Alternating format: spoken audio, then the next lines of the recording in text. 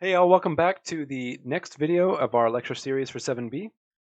This one's going to be on exponential change. In particular, we're going to mostly zone in on exponential decay. So exponential decay is a phenomenon that you see all over the place in the world. We're going to look at a very particular clean set of like models for exponential decay. There's a few physical systems we're going to touch. Yeah, okay, so this video, I just want to provide some definitional background, a couple of intuition builders, and just lay the groundwork for a little bit of the math we're going to do later. I don't intend for this video to be particularly math heavy. So this is going to be a conceptual overview, and then we will jump into a little bit more technical details and intuition building in later videos. Okay, let's hop in. All right, so as I said, this first one's on. This first video is just an overview of exponential decay. So I want to start by drawing, not a parallel, whatever the opposite of a parallel is. I want to draw a distinction between this system of thinking about flow, this exponential decay version, and another version that we've already talked about. So we've previously discussed the concept of steady state flow, steady state current. So when I say steady state, what I mean is that current is unchanging in time. There's some material, something we're keeping charge of, whether it's volume of fluid or amount of charge, and it's just passing through the system at a constant rate. Current is unchanging as a function of time. So, for example, when I have a battery that's just, attached to a resistor, battery that's attached to a resistor, there we go.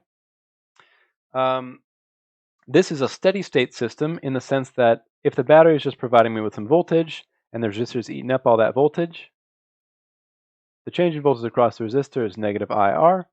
Because the battery voltage is constant, and the resistance of a resistor is constant, the current is constant.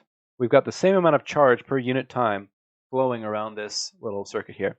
Similarly, if I've got a river, and say that this is a very strange area, like where there's never any rain, never any drought, then the river throughout time just carries the same amount of volume of water per unit time. This is another steady state system.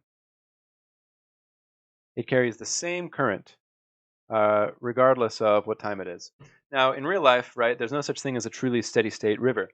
If I, you know, if I look at my river today and I look at my river tomorrow, the flows are probably going to be pretty similar.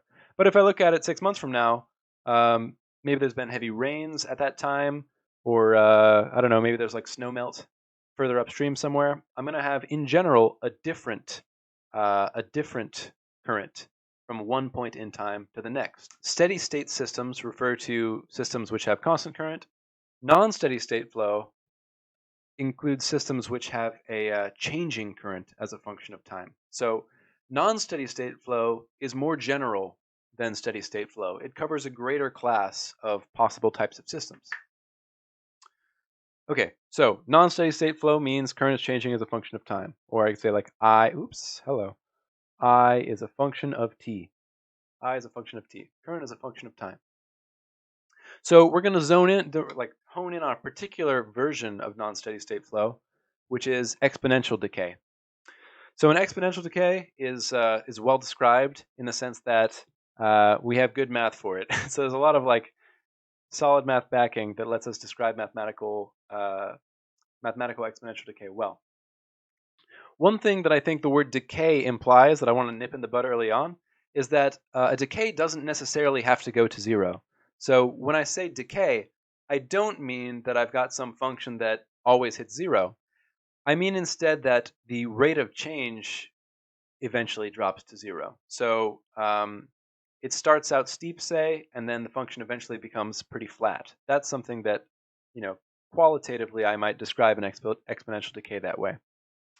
You can decay to a finite value. So for example, in my fish tank, one thing I've been thinking about doing is throwing in some snails. But snails are well known for overpopulating. They produce a lot of eggs really quickly. So if I were to throw in like 100 snails, say, many of the snails would die, and I would see a decay to an eventual equilibrium value, say maybe 3 snails.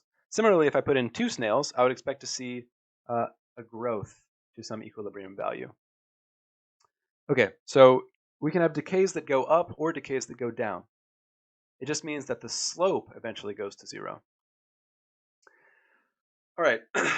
Lots of things cause exponential decays. Fundamentally, what an exponential decay is caused by is by the rate of change in a quantity being based on the current value of that quantity. And in particular, it's got to be linear with the value. So to get a little bit mathy for a second, I say that the change in x is equal to some constant times x. Times x. Oops, I shouldn't put an x. Constant times x. And I'll get that a little bit more formalized later. But the rate of change in the variable depends on the variable times some number. Okay, exponential decay pops up all over the place. So we're going to examine it in fluid circuits and electrical circuits. I might take a second at the end to talk about radioactive materials. You also see it in heat transfer and hot things transferring energy with cold things. And of course, attention span as the lecture goes on. Okay, so I want to mathify this a tiny bit as we're getting to the end of this first video. So let me change colors to something a little more pleasing. There we go.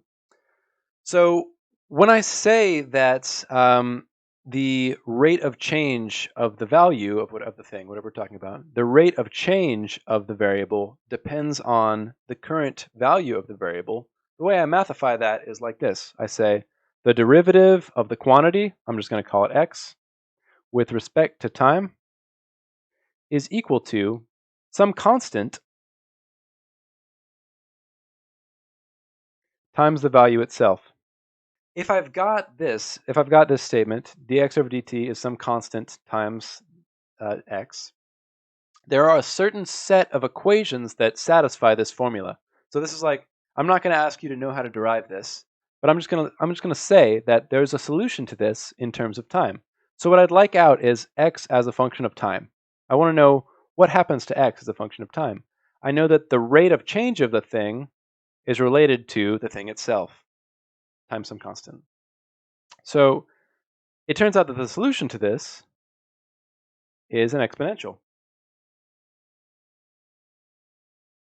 Okay, and the solution is, in general, some other constant, a, times the exponential of c x. Oops, I made a mistake. Okay, so the proper value is actually x of t is a times e to the c times t. There we go. Okay, so it turns out that this is the solution to this equation. So this tells me how x varies as a function of time. All right, so I'm going to name each of these terms in a future video.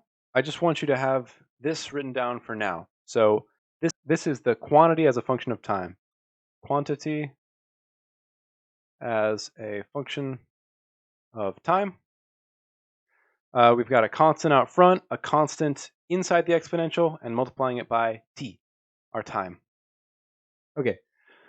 The main intuition I want us to have about this is that it describes basically two graphs. There are two graphs. So if my c is a constant value, so if c is greater than 0, then I'm going to have a graph that starts at a on the y-axis. So I'll call this the x variable on the y-axis here and the t variable on the x-axis. So, or on the horizontal axis. So at t equals 0, this will be a, and if c is greater than 0, it will increase like this. Oops, hello. Increase like this. Nice. Just going to go up. And if c is less than 0, it's going to decay. It's going to decrease towards some constant value. Something like that. Okay, whoa, all right. I'm trying to be very specific here. It's supposed to decay to 0. There we go, it never crosses. Okay, so that orange line is the one that we're going to focus on. It's a decay from some higher value to some constant value, or I should just say from some value to some constant value. There we go. It doesn't have to be higher because we can decay up. Okay, sweet.